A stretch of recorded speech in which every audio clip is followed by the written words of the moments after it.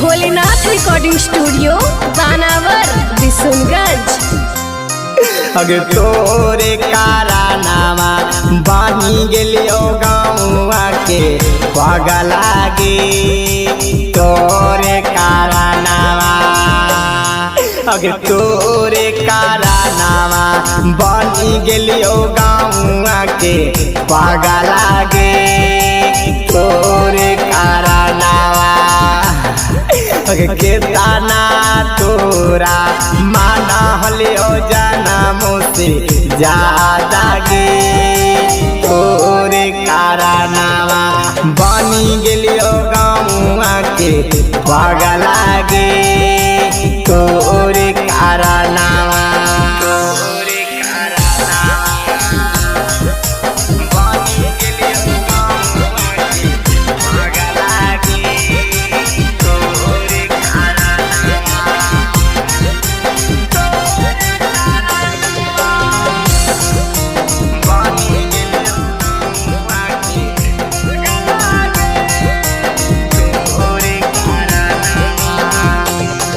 अगे बागिया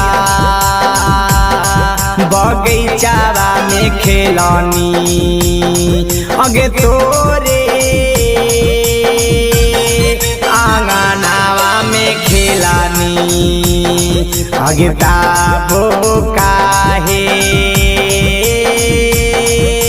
छोड़ी चला गेनी अगे लागा दे दिया अपना परानावा गे तोरे कारनामा बनी गेलियो गाँवा के पागल गे तोरे कारनामा।